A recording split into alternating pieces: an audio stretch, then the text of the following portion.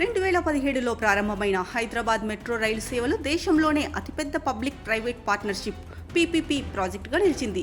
ఈ మెట్రో సేవలు నగరంలోని ముఖ్య ప్రాంతాలను కలుపుతూ ప్రతిరోజు లక్షలాది మందికి సేవలందిస్తున్నాయి. అధిక రహదారి ట్రాఫిక్, కాలుష్య సమస్యల నేపథ్యంలో మెట్రో సేవలు నగర ప్రజల దైనందిన జీవితంలో ఒక భాగంగా మారాయి. ఇకపోతే తాజాగా హైదరాబాద్ మెట్రోను నిర్వహిస్తున్న ఎల్&టీ సంస్థ 6,500 కోట్లకు పైగా నష్టాలను ప్రకటించింది. ఈ నేపథ్యంలో భాగంగా మెట్రో రైల్ ఛార్జీల పెంపు తప్పదన్న ఊహాగానాలు గట్టిగా వినిపిస్తున్నాయి.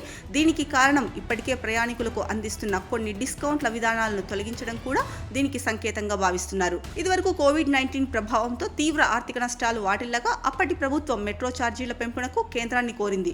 అందుకు metro railway operation and maintenance act 2002 ఓ కమిటీ ప్రయాణికుల అభిప్రాయాలు, ఎల్&టీ ప్రతిపాదనలు పరిశీలించి ఛార్జీల పెంపును ఆమోదించింది. అయితే చివరకు ప్రభుత్వం ఆ పెంపును ఆమోదించలేదు. అయితే ఇప్పుడు ఎల్&టీ సంస్థ రద్దీ సమయాల్లో ఇచ్చే 10% డిస్కౌంట్ను తొలగించింది. అలాగే ₹59 విలువైన హాలిడే సేవర్ కార్డు సేవను కూడా నిలిపేసింది. ఈ నేపథ్యంలో హైదరాబాద్ మెట్రోలో కనిష్ట ఛార్జీ ₹10, గరిష్ట ఛార్జీ ₹60 ఉండగా దీనిపై ఎంతవరకు పెరగొచ్చనే స్పష్టత ఇంకా లేదు. కాబట్టి అతి త్వరలో హైదరాబాద్ మెట్రో రైలు ప్రయాణం కాస్త భారం కాబోతున్నట్లు అర్థమవుతోంది.